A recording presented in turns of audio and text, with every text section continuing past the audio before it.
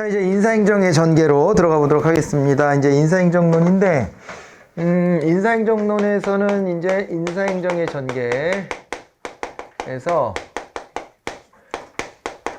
요 이제 역사를 잘 봐야 돼요. 우리 참 진도 관련해서는 뒤로 가면 갈수록 문항수가 좀 줄어요. 기출문제 자체가 그렇게 구성이 되어 있어요. 그래서 인사행정의 고비만 잘 넘어가면은 뒤에는 문항수가 앞부분보다는 많이 적어질 거예요. 예, 그렇게 아시고, 일단 인사행정의 전개에서는 역관주의, 정실주의 이런 거 봐야 되는 거죠. 그죠? 정실주의와 그 다음에 역관주의를 봤었고, 그리고 요게 이제 정실주의는 영국 쪽이었고요. 그 다음에 역관주의는 미국 쪽으로 해서 봤었습니다. 이 정실주의는 추밀원령을 통해 가지고, 추밀원령을 통해서 두 차례 추밀원령을 통해서 여기 이제 계급제로 이렇게 변화가 있었습니다. 계급제, 직업공무원제 이렇게 갔죠.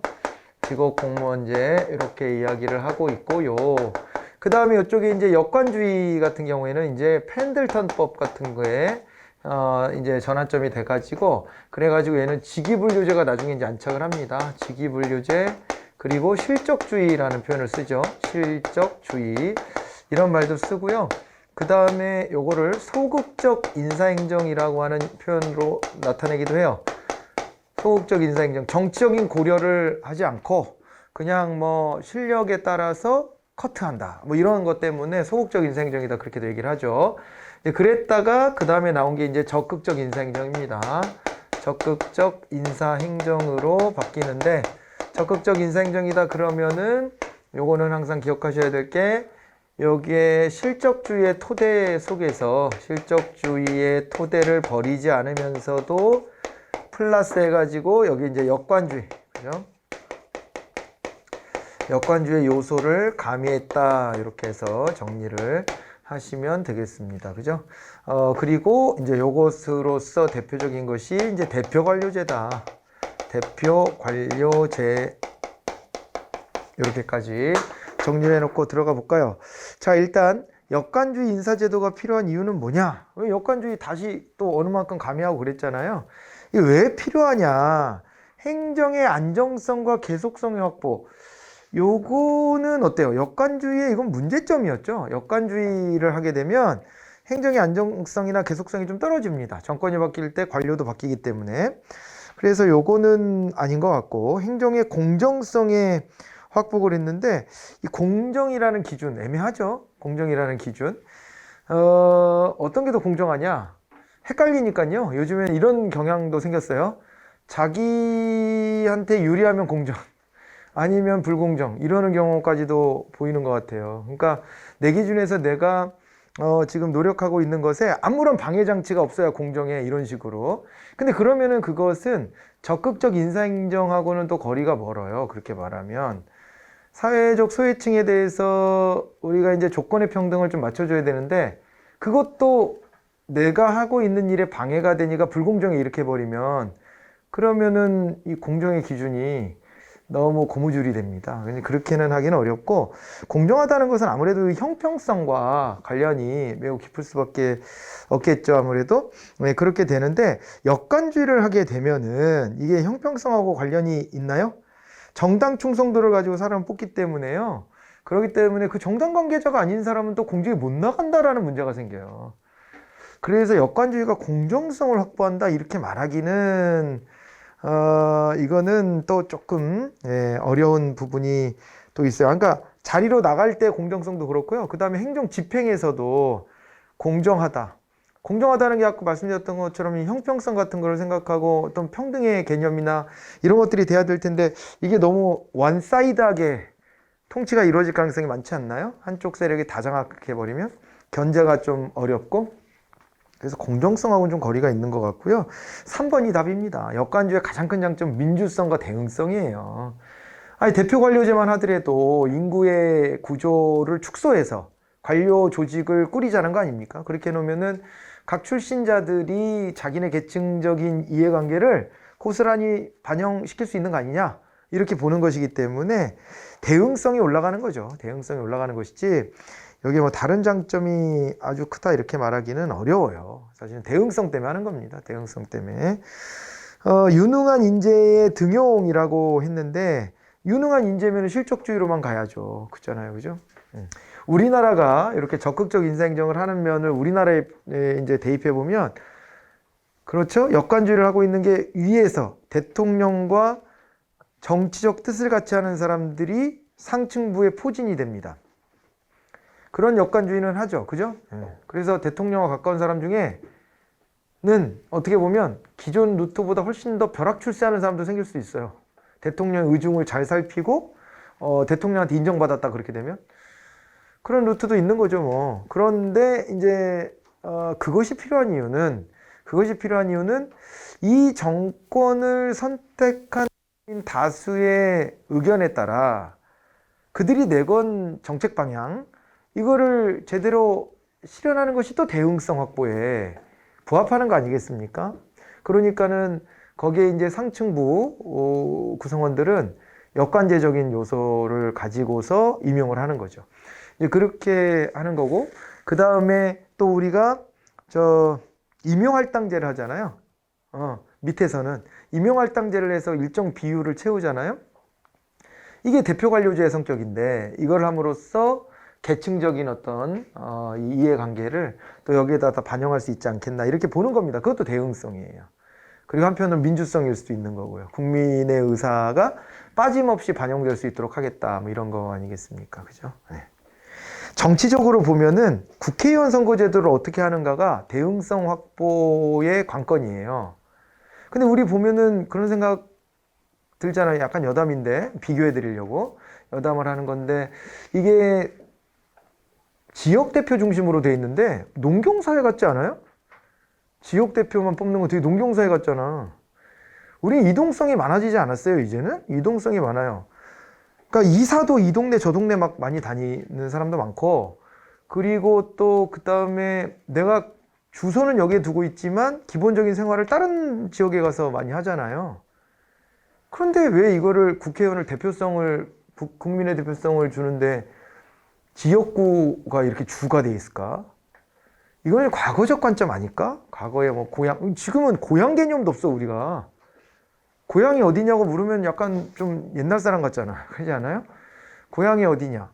특히 도시 지역에서 태어나 사는 사람들은 고향의 개념이 크지 않아요. 별로 없어요, 그냥. 그렇거든요? 그냥 가끔 뭐 가보면 재밌지. 향수도 있고.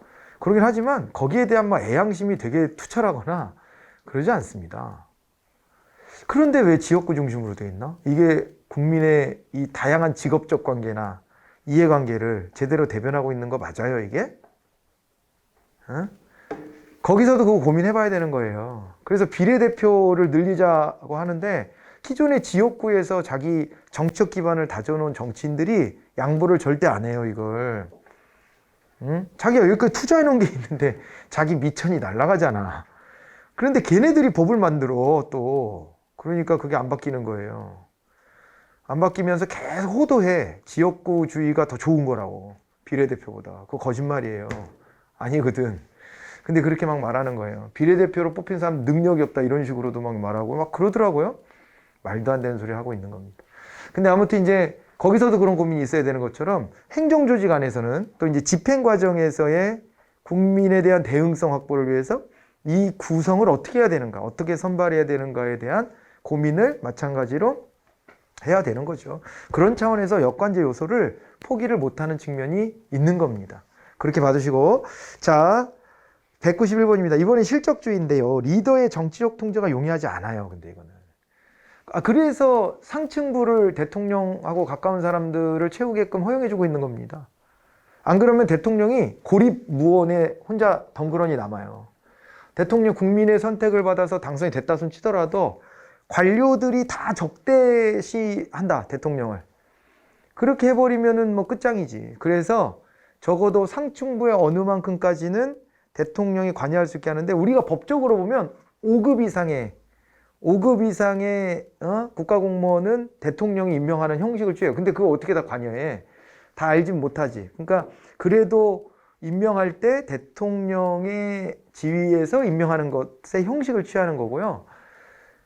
다만 이제 너무 대통령이 또 그렇게 모든 이 조직에 상층부를 그렇게까지 5급 공무원 이상까지 다 장악해버리면 그러면 또 이제 어떻게 보면 관료의 전문성이라든가 견제 기능은 또 상실될 수가 있습니다. 그래서 또 이제 너무 그렇게 실질적인 측면에서 봤을 때는 너무 청와대가 많이 개입하는 것에 대해서는 또 비판하는 사람도 많아요. 학자들도 그렇고 비판하는 사람도 많은데, 통상은요 우리나라 공식화하고 있는 것은 1급 실장까지는 정치적 책임을 지게 만들어 놓고 있거든요. 신분부장에서 제외돼요, 1급은. 그렇기 때문에 장차관과 1급 정도 상당하는 공무원까지는 공식적으로 여기는 정치적인 좀 여건이 작동하는 거라고 좀 봐야 될 거고요. 다만 실장은 기존의 공무원에서 이렇게 발탁하잖아요. 근데 성향이 맞는 사람을 그 자리에 앉히겠지.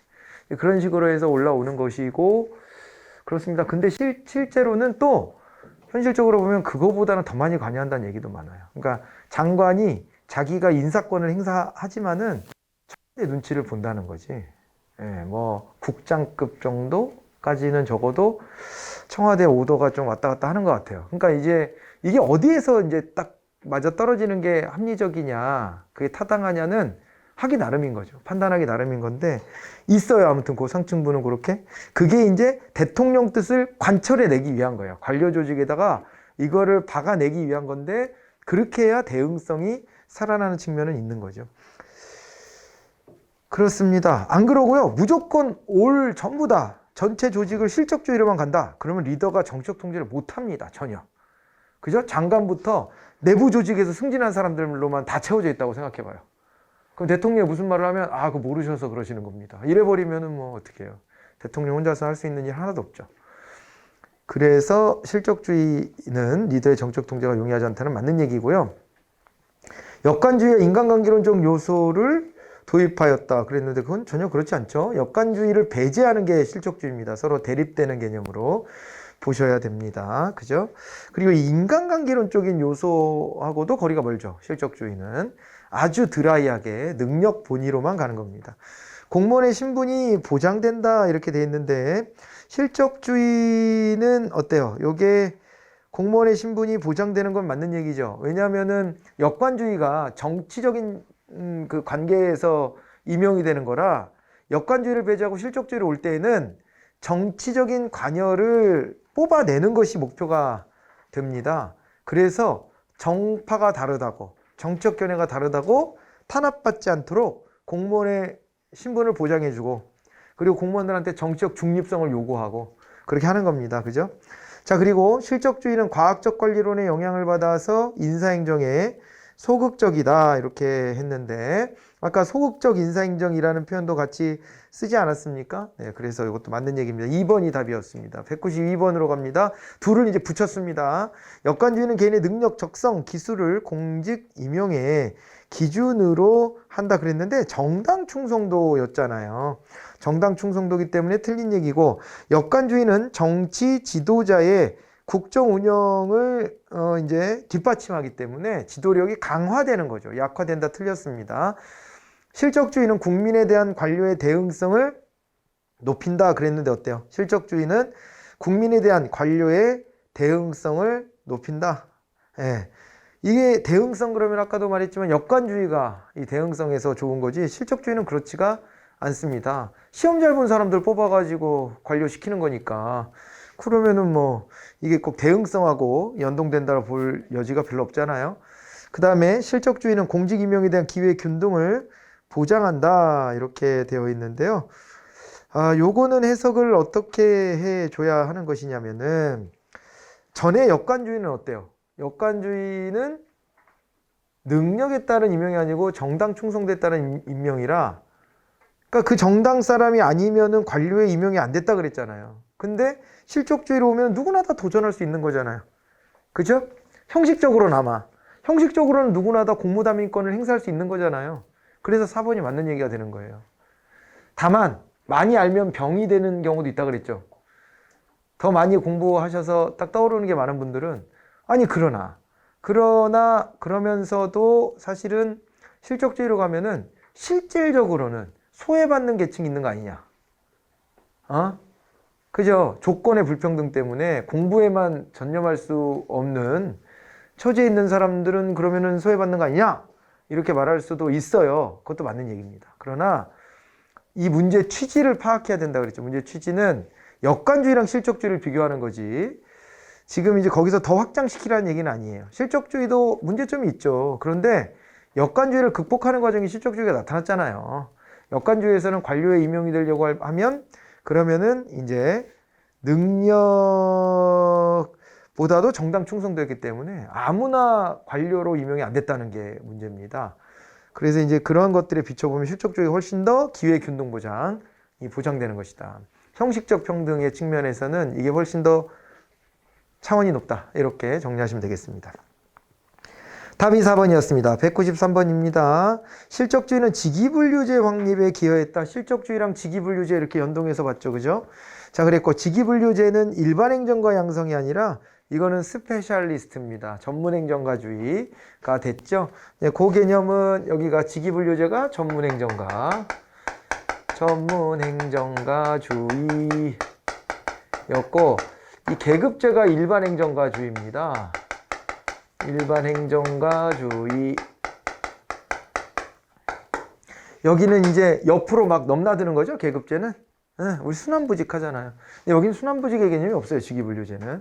왜냐하면 그 자리를 놓고 사람을 갖다 앉히기 때문에 그 자리에 일을 잘할 사람을 그 일에 계속적으로 종사시키는 것을 중점을 두는 것입니다. 그렇게 가기 때문에 직위분류제 같은 경우에는 전문행정가주의라고 봐야 돼요. 근데 여기는 계급제는 일반적인 어떤 지적 능력이 있는 사람 뽑아서 그 사람을 가지고 두루두루 경험하게 하는 이런 형태로 인력 운영을 하기 때문에 일반행정가주의 이렇게 얘기를 했었던 거죠. 자, 그 다음에 역관주의는 관료제 내 민주화에 기여한다 이렇게 되어 있는데 역관주의가 관료제 내에 민주화에 기여한다. 이건 어떻게 해석을 해 주어야 할까요? 자, 관료제 내에 민주화에 기여한다는 얘기는 결국에는 민주성, 대응성이라고 하는 거 있었잖아요. 그거랑 연동해서 보시면 돼요. 그냥 간단하게만 놓고 보면. 그러니까 대응성 확보에 도움이 된다. 이렇게 해석하시면 됩니다. 역관제적인 요소로 대응성을 확보할 수 있는데 그게 민주주의거든요. 민주주의라고 하는 거는 어떤 거예요? 민주주의는 누구나 다 자기의 이익을 관철할 수 있다는 게 전제되어 있는 거잖아요. 그렇죠? 그렇기 때문에 이 역관제적 요소를 가져가면 소외계층이라 손 치더라도 역관제적인 틀 속에서 자기의 대응성을 확보할 수가 있고 그게 민주성으로 연동되는 겁니다. 그러니까 민주성과 이 대응성을 같은 맥락으로 붙여갖고 이렇게 보시면 돼요. 같은 맥락으로 붙여서 보세요. 그렇게 하시고 역관주의는 현재 민주주의에서 쓰이지 않는다 그랬는데 쓰인다니까요. 기억디귿이 답이겠네요. 그 다음에 이제 계급제와 직위분류제 비교해 봅니다. 계급제의 장점에 대한 설명입니다. 계급제. 여러분들이 이제 계급제로 들어가는 건데 우리나라는 계급제 기반의 직위분류제 요소가 좀 가미되어 있는 거죠. 그죠? 그래서 공무원 물어볼 때 직무 등급이 뭐야? 이렇게 잘 안 물어보죠.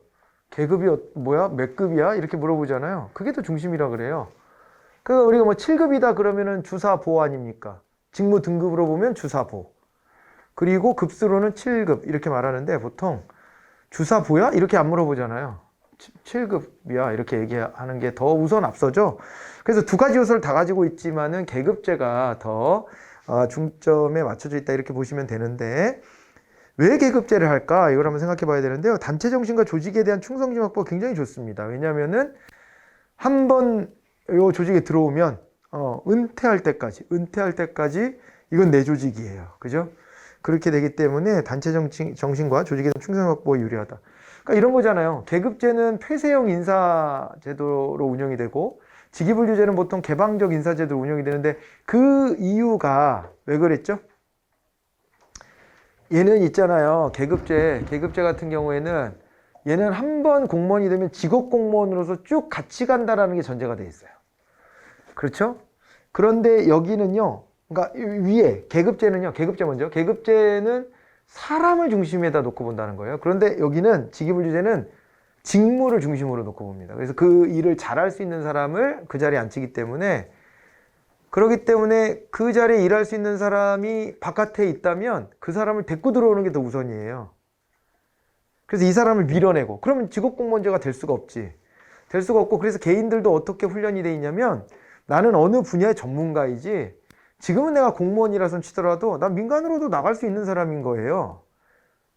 뭐 하는 분이세요? 그럼 나 공무원이야. 우리는 이렇게 말하잖아요. 얘네는 그렇게 말할 이유가 없는 거죠. 뭐 하는 사람이요? 아, 나 회계 전문가예요. 아, 지금 뭐 하세요? 아, 저 국세청에서 일해요. 이렇게 말할 수 있는 거예요. 얘네는 그렇게 말하는 거고, 우리는 뭐 하시는 분이세요? 아니, 공무원이에요. 어디에서 일하시는데요? 국세청에 있어요.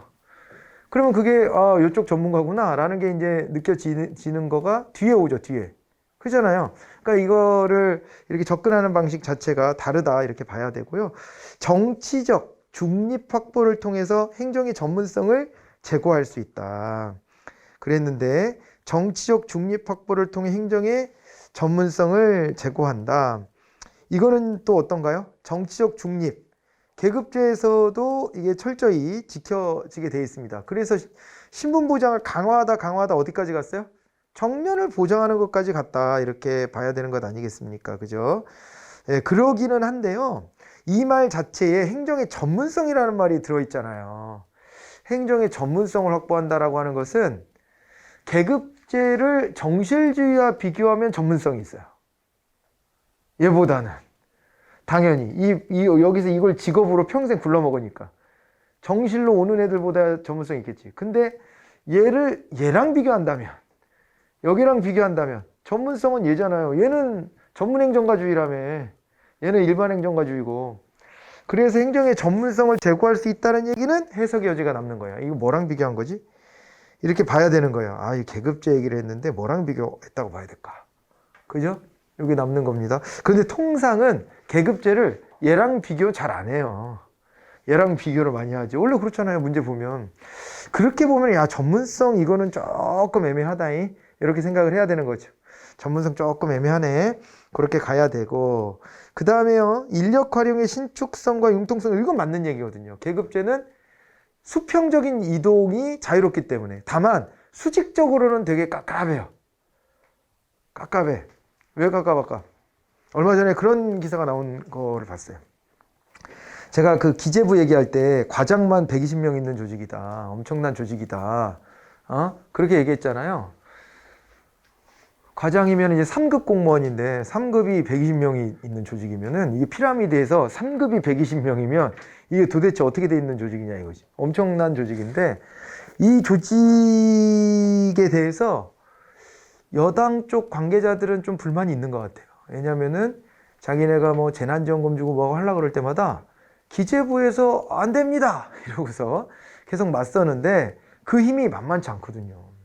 그래서 그것 때문에 국민들한테 재난지원금 주겠다고 큰소리 빵빵 쳐놓고 뒤에 가서 잘 안 되고 뭐 이런 일들이 몇 번 있었습니다. 줘도 되게 힘들게 주고 이러다 보니까 기재부는 기재부 일을 하는 것은 맞는데 이 견제 수준이 아니라 이거 완전히 지들이 정책을 주도하는 거 아니냐? 의석이 180개인데 이거 가지고도 지금 못한다는 게 말이 되냐? 이런 불만이 좀 있는 것 같아요. 정권도 자기네가 잡고 있고 한데 안 되는 거예요. 그래서 최근에 새로운 그 당의 후보자는 기재부를 다시 분리하는 방안에 대해서 흘렸단 말이에요. 옛날에 통합돼 갖고 너무 커져 있으니까 좀 쪼개는 게 낫지 않냐? 그런 얘기를 했는데 그럼 기재부가 발끈할 것 같잖아요. 원래 행정개혁에서 조직 구조 변화잖아요. 힘을 줄이겠다는 거거든. 그러면 당연히 불만이 있는 거예요. 그런데 의외로 괜찮은 것 같은데? 그런 얘기가 있다는 거야. 기재부 안에서. 의외다. 이거 왜 그러지? 봤더니 승진 적체가 장난 아니라는 거예요. 그래서 조직을 그래도 둘로 쪼개면 조직을 흔드니까 내 승진의 기회가 있지 않을까라는 생각을 하는 사람들이 꽤 있다는 거예요. 그 조직 안에. 야, 이런 정도로, 야, 어떻게 보면 자기네 조직의 힘을 빼겠다는 건데도 그거를 받아들일 수 있다라고 할 정도로 승진이 어렵다는 거예요. 이게 왜냐하면 피라미드 형태의 조직이 위로 가면 갈수록 이렇게 좁아지니까. 위에 있는 사람이 나가주지 않으면 승진이 적체되니까요. 그 기회가 쉽게 안 오는 거예요. 얘네들은 위에 많으니까 또 위에 그 사람들이 안 나가고 버티고 있다 이렇게 보는 거겠죠. 그래서 실제로 조직에서 과장 이상 국장으로 올라가고 그러면 뭐 승진을 제때제때 못하면 옷 벗고 나와야 된다 그러더라고요. 그 문화가. 그러니까 나가게 법으로 돼 있는 건 아닌데 눈치 보여서 못 있는데 눈치 보여서. 너가 거기에서 딱 틀어막고 있으니까 밑에서 다 못 올라가잖아. 이렇게. 그러니까 한 사람이 빠지면 밑에서 주르륵 다 올라가니까. 주르륵 다 올라가니까 엄청 눈치와 압력과. 그래서 눈치 없는 척하고 버티면 버티는 건데, 그런데 쉽지는 않대요. 그런 얘기도 하더라고요. 그런 정도로 계급제는, 자, 이제 결론. 계급제는 위로 올라가는 게 많이 힘들어. 위로 올라가면 올라갈수록 그 자리가 너무 제한돼 있어요. 그러다 보니까 승진적체 문제 때문에, 자, 시험에서 어떻게 나오냐면 수평적 이동은 비교적 자유로워요. 이 일이 필요가 없어지면 이 자리를 없앨 때 이 사람을 딴 데다 갖다 발령 내도 그 사람이 거기 가서 일을 합니다. 이거는 수평적인 건 자유로운데 수직적으로는 되게 경직돼 있어요. 수직적으로는. 됐죠? 계급제는. 근데 얘는 어떻죠? 직위분류제는 그 자리를 보고 이 사람을 갖다 놓은 거기 때문에 옆으로는 못 보내. 이 사람도 갈 의사가 없고 옆으로는 못 보내는 거고, 그래서 얘는 상대적으로 수평 이동은 좀 힘들고, 직위분류제는 수직 이동은 좀 그래도 자유롭다. 계급제보다는. 그렇게까지 엄격하지 않다.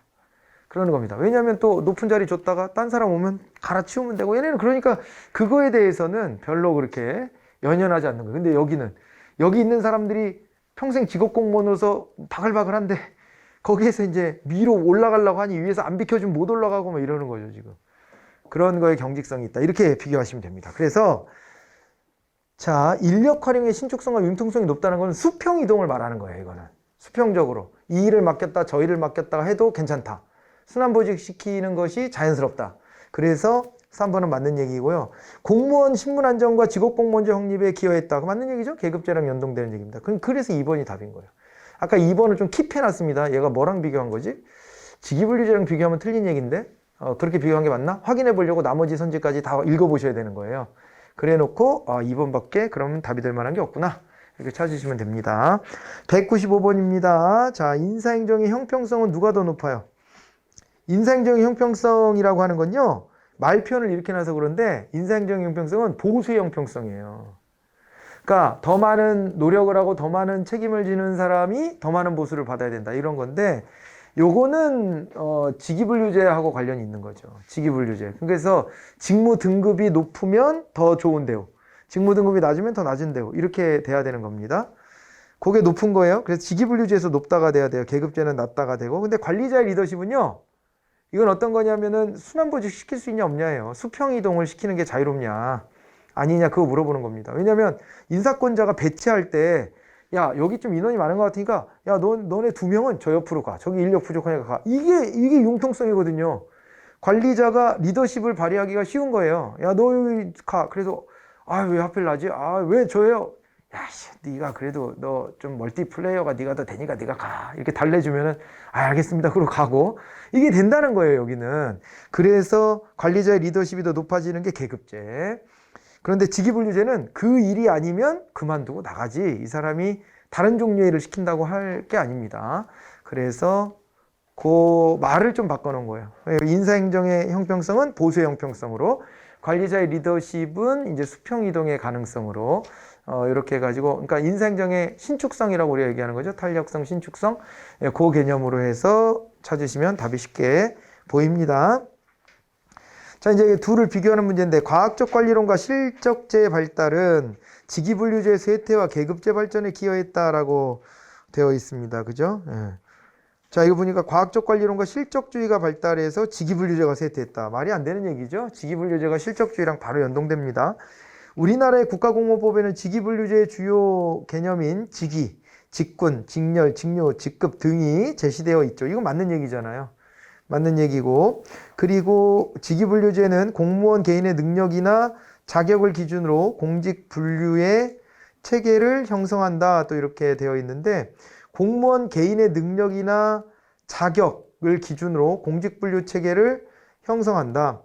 이 말은 지금 어떻게 읽히냐면요, 이 말이 꼭 틀렸다라고 할 수는 없지만은, 그러나 이게 계급제로 싹 바꿔보세요, 한번. 계급제로 바꾸면, 계급제는 공무원 개인의 능력이나 자격을 기준으로 공직분류 체계를 형성한다, 이렇게 하는 게 자연스럽습니다. 그러니까 뭐냐면, 맨 처음에 뽑을 때 개인의 능력도 있고 자격도 있고 이런 사람을 뽑아서 평생을 공무원에 복무시킬 거야 할 때 쓰는 표현이에요, 이게 계급제에서. 직위분류제에서는 계속했던 말이 어떤 거예요? 직무의 곤란도, 책임도, 난이도 이런 걸로 얘기하잖아요. 일의 책임도, 곤란도, 난이도 일 중심으로 표현을 해야 돼요. 근데 요거는 사람 중심으로 말하고 있잖아요. 사람을 놓고 얘기하잖아요. 일을 갖고 얘기하는 게 아니고요. 그 차이 알겠어요? 그걸로 구분하셔야 돼요. 다시 한번요. 얘가 뭐 중심이라고요? 계급제, 직업공무원제. 요거는 이제 사람을 먼저 뽑고 사람에게 이제 직무를 부여하는 거예요. 그런데 얘는요. 직위분류제는 뭐였냐면은 직무를 중심으로 여기에 맞는 사람을 배치하는 거거든요. 그래서 기준을 사람 중심으로 해가지고 거기에 지금 개인의 능력, 자격 이런 얘기를 하면은 아 사람을 먼저 보는구나 해서 요거로 가야 되고 그 다음에 요거는 저 직위분류제라고 한다면 직무를 중심으로 얘기해야 돼요. 그 직무의 난이도, 곤란도, 책임도 이렇게 말을 해야 되거든요. 접근이 그래요. 그래서 그것 때문에 요게 지금 이제 2번이 옳지 않은 게 돼버린 거예요. 요렇게까지 찾아내는 게 좀 쉽진 않죠. 근데 요렇게 아예 요거는 좀 갈라서 둘을 비교할 때 갈라서 접근하셔야 돼요. 사람 중심으로 접근했기 때문에 그건 계급제로 봐야 되는 거고요. 그 다음에 또 계급제와 직위분류제는 절대 양립 불가능하다. 그렇지 않습니다. 우리나라도 계급제 기반의 직위분류제를 가미하고 있다. 그래서 우리가 직렬이라는 얘기를 쓰잖아요. 직렬. 어떤 직렬을 하실 거예요? 이렇게 물어보잖아요. 공무원 공부하러 오면. 그죠? 저는 별 고민은 안 해봐가지고 그냥 일반 행정 하는 게 제일 많이 뽑으니까 그게 좋을 것 같은데요. 그냥 이렇게 하지. 그잖아요. 예. 특정한 직렬을 뭐 그렇게 한다든가 아니면은 특정한 직렬도 골라오는 경우도 있습니다. 그죠? 저는 이걸 하고 싶습니다. 이렇게 딱 골라오는데 그게 바로 이제 업무의 종류별로 이렇게 나눈 거잖아요. 그죠? 직렬을 그렇게 받으시면 되겠고요. 그리고 됐네요. 그러면 아까 답이 이제 3번이었나요? 아유, 옳은 거니까 2번이었네요. 2번이 옳은 거였고요. 그 다음 197번입니다. 또 비교하고 있는데요. 직위분류제는 행정의 안정성 확보에 기여한다 라고 했는데 계급제랑 비교해 봤을 때 더 안정적인 것은 뭐가 됩니까? 안정적인 것은 아무래도 계급제가 더 안정적이잖아요. 계급제가 더 안정적이죠. 피라미드 형태로 딱 해가지고 여기에 있는 사람들이 계속 여기에 복무한다 이렇게 되는 거라서 그죠? 안정성이 훨씬 높고요. 계급제는 직위분류제보다 직업공무원제도 확립에 더 유리하다라고 했는데 어때요? 계급제는 직위분류제보다 직업공무원제도 확립에 더 유리하다. 계급제하고 연동되는 것이 직업공무원제니까요. 네, 그렇다라고 보고 그 다음에 직위분류제는 인사배치의 신축성을 제약한다 이렇게 얘기했었고요. 계급제는 인사관리자의 높은 리더십 구현에 기여한다. 아까 봤던 거죠. 인사배치의 신축성을 이렇게 또 딸리 표현하기도 합니다. 그래서 1번이 답이었네요. 자, 그리고 198번 직위분류제 또 물어봅니다. 맨날 물어봐. 인사행정에서 이거 진짜 거의 매번 나와요. 그러니까 시험 볼 때마다 이 부분은 안 나온 적이 거의 없다시피 할 정도로 매번 출제가 되는 가장 그 핫한 주제다 이렇게 보시고 가셔야 돼요. 문제가 많죠? 자, 그래서 여기 보면 직위분류를 하게 되면 근무 성적 평정을 객관적으로 할 수 있다. 계급제보다. 왜요? 왜? 아, 계급제는요. 이 일도 시켰다, 저 일도 시켰다 막 그러니까 어떤 분야에서는 이 사람이 좀 괜찮았는데 이 분야로 오니까 좀 헤매고 뭐 이런 게 있어요. 그잖아요. 응? 그래가지고 그런 면에서 놓고 보면 그거보다는 직위분류제로 해가지고 하나의 일을 맡겨놓으면 평가하기가 굉장히 수월하죠. 직위 간의 권한과 책임의 한계를 명확하게 해준다. 직위분류를 해서 각자가 맡아야 될 일 이런 것들을 갖다가 이제 제시해준다. 이렇게 말하고 있는 것이겠죠. 자, 그렇게 보시고 그 다음에 전문직업인을 양성하는 데 도움이 된다. 전문행정가주의 이런 거니까. 그리고 행정의 전문화에 기여한다 이렇게 볼 수가 있고요. 상대적으로 계급제보다 더 그렇고요. 조직과 직무의 변화 등에 신속히 대응할 수 있다 이렇게 했는데 이거 인사 배치의 신축성이 별로 없다 그랬잖아요. 직위분류제가. 그래서 4번을 답으로 또 찾아가시면 됩니다. 그러면서 직위분류제의 단점을 물어봤는데 직위분류제는요. 전문성을 확보할 수가 있습니다. 예, 그리고 인사배치의 신축성 부족. 이게 이제 단점이 많네요. 2번이 답이 됩니다. 자, 그리고 계급 간 차별 심화는 계급제 단점이죠. 계급제 단점이지. 그렇게 봐야 되고, 직무 경계의 불명확성은 없죠. 직위분리제는 명확하죠. 딱딱 쪼개놓고 있죠. 2번만 답이 될 만합니다. 자, 이렇게 하시고 200번으로 갑니다. 대표 관료제에 대한 설명으로 옳은 것이 뭐냐 그랬습니다. 대표 관료제. 내부 통제가 용이하다. 대표 관료제 하면 내부 통제 수단이 된다. 이거 기억나세요? 대표 관료제 내부 통제 수단이 됩니다. 왜냐면은 대표 관료제를 하게 되면 배경적 대표성이 뭐로 옮겨가는 거예요? 배경적 대표성이 이게 이제 거기에서 자기가 배경적 대표성을 가지고 그 직무에 갔을 때 자기네 계층을 대변하지 않습니까? 그죠? 네.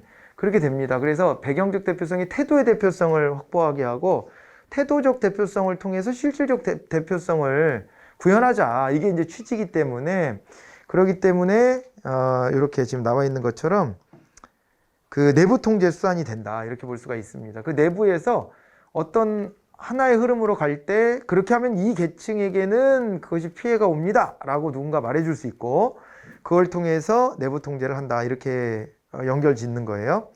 소외 집단이나 소수 집단의 공직 취임 기회를 박탈하여 사회적 형평성을 저해한다. 대표 관료제면 이제 이런 기회를 주는 거죠. 이게 이제 수직적 형평성을 구현하는 데 도움이 되는 거 아니겠습니까? 그래서 장애인 전형이라든가 저소득 전형이라든가 그다음에 양성평등 채용 목표제라든가 이런 것들, 지역 할당제라든가 이런 것들을 다 도입을 하고 있는 거잖아요. 저소득 전형도 있고 다 그쵸? 그래서 이제 공부에만 전념하기 힘든 사람들 혹은 사회적으로 좀 차별에 놓여져 있는 계층들 이런 사람들에게도 기회를 더 열어주고요 하는 것이죠. 그래서 아까 제가 그런 거잖아요. 공정을 얘기하는데 왜 장애인 전형만 점수가 낮게 그렇게 하느냐? 공정하지 않다 이렇게 주장하는 사람들이 있다면 그 사람들은 뭐라고요? 공정을 지가 유리한 걸 공정이라고 주장하고 있는 거예요. 자기한테 조금 불리할 것 같으면 그건 불공정하다라고 그냥 말해버리는 거거든요. 그렇게 이제 자기 중심적으로 말하면 안 되고 공정의 범위에는 이렇게 이제 그 조건의 불평등 속에 있는 사람들을 끌어올리는 것까지 수직적 형평성까지를 고려해야 된다는 얘기를 그래서 한 겁니다. 여기에서 이제 그걸 확인 한번 이렇게 해보고요. 자, 그렇고 공무원들이 출신 집단별로 구성되어서 집단 이기주의를 감소시키는 게 아니라 늘어나겠죠. 이렇게 되면 자기들끼리끼리 뭉쳐있는 이런 현상이 나타날 수가 있을 거고요. 그 다음에 또 지역별 성별 임용할당제는 헌법상 평등 원리에 부합하는 겁니다. 이게. 왜냐면은 우리 헌법은 수직적 형평성까지를 담고 있는 거예요. 수직적 형평성. 다른 말로는 상대적 평등, 실질적 평등이라고 이야기를 합니다. 그죠? 예민한 주제지만 여가부를 폐지해야 되냐 말아야 되냐 논쟁이 있잖아요. 그거는 우리가 수위를 봐가면서 판단해야 되는 거예요. 그러니까 여성부를 맨 처음에 설치했던 건 김대중 정부 때 처음 설치했는데 그때 태어나셨나? 태어나시긴 했는데 많이 어릴 때죠. 그죠? 90년대까지는요 여성에 대한 차별이 그냥 만연해 있었던 것 같아요. 제가 볼 때는 그때까지만 하더라도 많이 만연돼 있었고 취업할 때도 여자애들이 학점이 더 좋아도 좋은 직장에 잘 못 가고 좋은 직장에 가도 승진을 잘 못하거나 아니면은 또 그런 거 좀 많이 있었고 그때는. 그리고 인식 속에서도 그런 게 많았어요. 여자들이 운전하는 것도 되게 막 부정적으로 말하는 사람도 많이 있고 저는 들었을 거 아니에요. 그런 얘기들을 사람들이 하는 거를. 그런 것도 있고 심지어 가게 손님으로 여자가 첫 손님으로 오면 그거 오늘 운수가 없다고 그런 얘기하는 것도 저는 어릴 때 들은 적이 있어요. 그러니까 지금 여러분들의 시선으로 보면 이게 뭐가 그렇게 차별이 있다는 거야 지금 세상에 이런 생각이 들 테지만 제 세대만 해도 90년대 여성부가 만들어질 때는 그게 만연이 돼 있었어요. 우리나라 민법에서 보면 양성평등이 거의 다 이루어져 있는데 2000년대 넘어와서 개정된 겁니다. 다. 2000년대, 2010년, 2008년까지 민법 개정할 때 그때 이제 양성평등 그게 되고 헌법재판소에서 그때 이러저런 판결 나오고 그러니까 우리 뭐죠?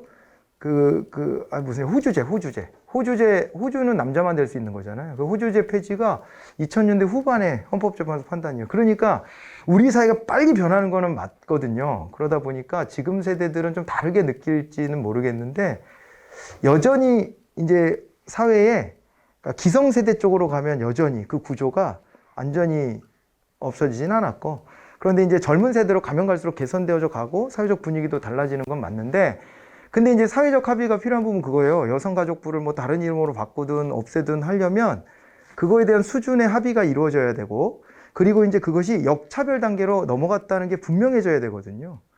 그래야 되는 것이고 그런 건데, 그런 거에 대한 어떤 판단의 차이가 있는 것 같고, 그래서 갈등이 빚어지는 게 아닌가 이렇게 판단이 됩니다. 보면 그런 거죠. 그래서 실제로 이런 걸 하다 보면은 역차별의 문제는 분명히 나타납니다. 역차별의 문제가 어느 시점에서 나타나게 되는데, 이제 그 시점과 요거에 대한 사회적 합의가 되게 필요한데 어렵지, 이게. 어렵죠. 더 우대해달라고 요구하는 쪽이 있을 거고, 그 다음에 이 정도면 역차별이다라고 또 주장하는 쪽도 있을 거고, 그게 지금 충돌되는 게 지금 우리 사회 현실인 것 같죠. 자, 그래서 이제 요게 이제 지역별 성별 임용할당제가 이제 그렇게 도입이 된 거다라고 봐야 됩니다. 근데 다만 시험 문제에 우리나라의 양성평등 채용 목표제가 여성을 더 많이 채용하기 위한 거다 이러면 틀렸다고 하셔야 돼요.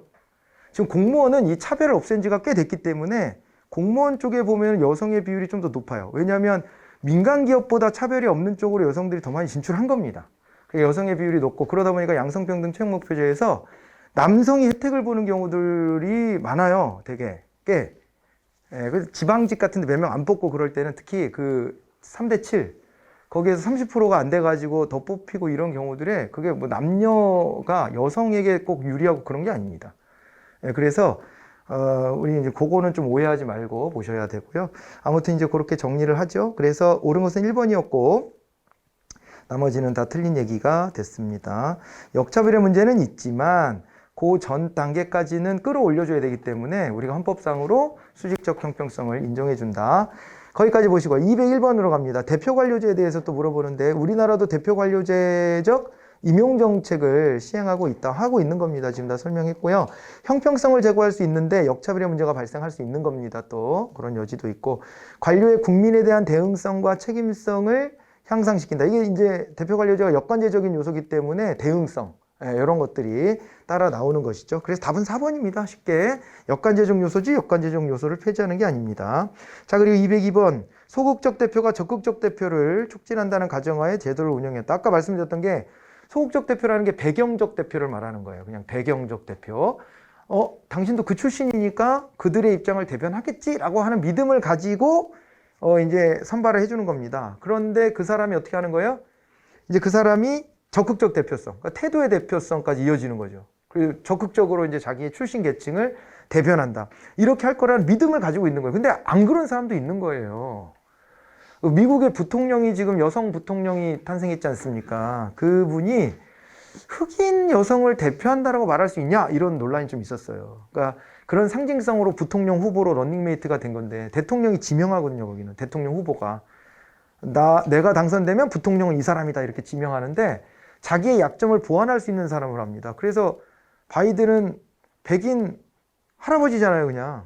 그러니까 젊은 여성이면서 그 다음에 흑인인 사람을 부통령으로 지명한 거예요. 근데 그분 자체가 갖는 상징성은 물론 있지만은, 그분은 흑인들은 대부분 다 가난한데 미국에서 부유한 집에서 어릴 때부터 누려가면서 컸대. 물론 흑인이기 때문에 또 거기에서 차별이 있었겠지만은 그랬고, 그 다음에 상층부를 계속 구성해서 살았던 캘리포니아 검찰총장 출신인가 그렇잖아요. 그러니까 그런 인물인데 과연 그 상징이 되느냐 뭐 이런 논란도 있었는데, 존재만으로도 상징은 되죠. 충분히 그렇긴 한데 실질적으로 그런 삶을 살고 그 사람이 그걸 대표해 왔느냐, 이 문제는 좀 따져볼 만하죠.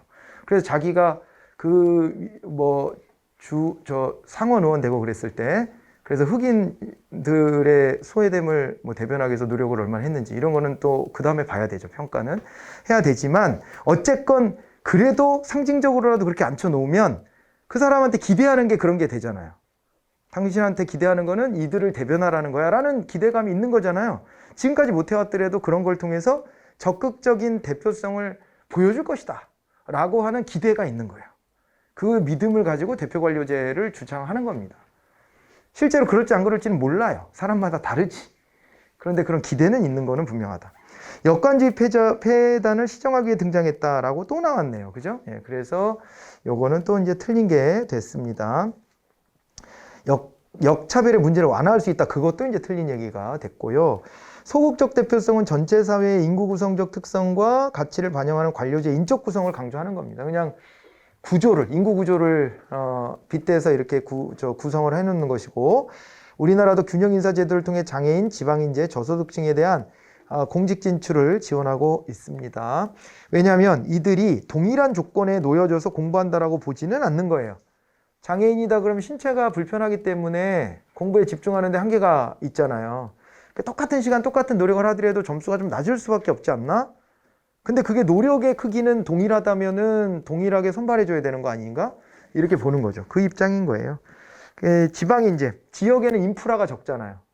교육 인프라도 적고 하기 때문에 그리고 또 지역의 어떤 소외된 측면들을 또 대변할 사람도 필요하다고 보는 거고요. 그리고 저소득층도 마찬가지죠. 이 생업이라는 게 달려 있어서 마음 놓고 공부에만 전념할 수 없는 이런 입장이 있을 것이다 라고 우리가 전제하고 그 속에서 우대 조치를 취하는 겁니다. 자, 이제 그렇게 해서 마무리를 짓고요. 이제 고위공무원단 제도로 가보도록 합니다. 자, 우리 이제 고위공무원단 제도다 그러면 고위공무원단 제도는 요거는요, 일단은 미국에서 카터 대통령 때, 그죠? 미국의 카터 행정부에서 1978년도에 도입을 합니다. 그래서 요거는 직위분류제가 갖고 있는 문제점이 이게 리더를 양성을 안 한다는 거예요. 직위분류제는 자기 분야 전문성만 있지 일반 행정가가 키워지지 않기 때문에 여기서는 이제 일반 행정가를 양성하기 위한 양성에 대한 목적을 가지고 있습니다. 이걸 가지고 상층부를 채울 사람을 이제 키우기 위해서 고위공무원단 제도를 운영을 합니다.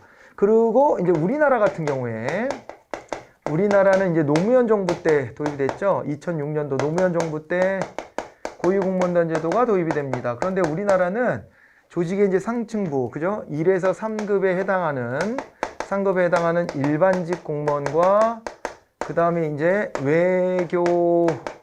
외교직 공무원, 그죠? 그리고요, 외무직 공무원, 그리고 별정직 일부, 이렇게 들어갑니다. 별정직 일부. 그죠? 여기에 이제 해당이 되는데, 여기에 이제 해당되는 사람들을 대상으로 해서 뭘 하냐면은 이제, 여기는 개방형 인사제도를 도입하고요. 그 다음에 경쟁 원리를 도입하고요. 네. 그리고 이제 역량을 중심으로 평가하려고 하는 거예요. 그죠? 이런 취지로 도입이 되었습니다. 그래서 이 둘을 비교를 해 놓으셔야 되고요. 우리나라 제도를 놓고 보면 일단은 이제 대상자를 후보자 내지는 대상자 이렇게 표현하면 되겠죠? 후보자를 선정하고 이 후보자에게 뭘 한다 그랬어요? 후보자에게 이제 교육훈련을 시킵니다. 교육훈련의 기회를 주고, 그 다음에 뭘 한다? 역량평가를 한다 그랬어요. 역량평가를 한다. 이 역량평가 중요하죠. 역량평가를 통해 가지고 고위공무원단으로 임용을 합니다.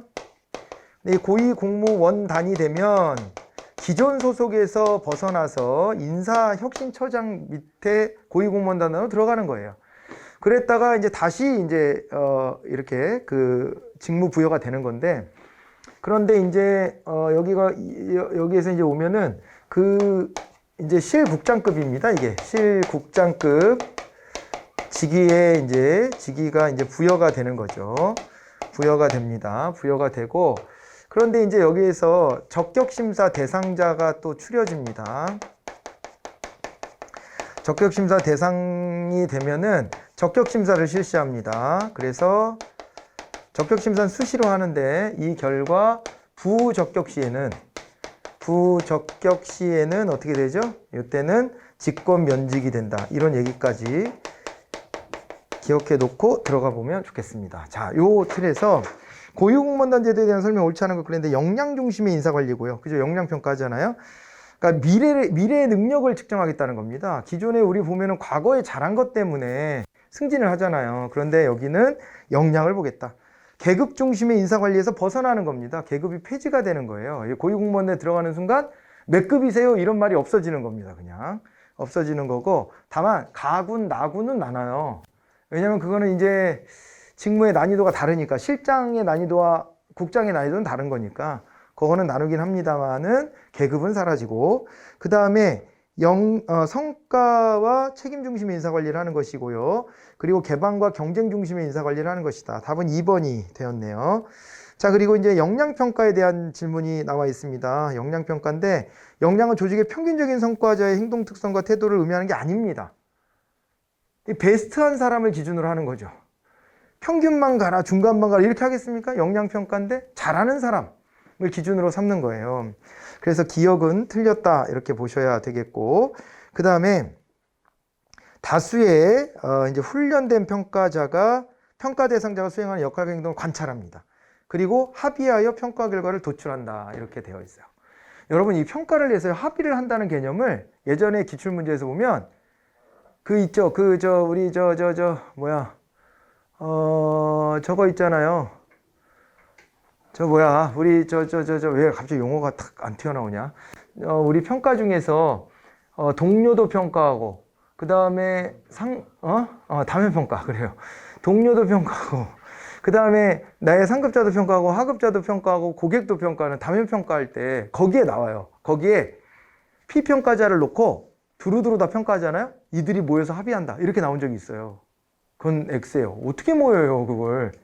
고객까지 오라 그래가지고 이 사람 어떤 것 같아요? 이래가지고 다 같이 평가한다고? 합의를? 아니고요. 개별 평가한 결과들을 모으는 거예요 그냥.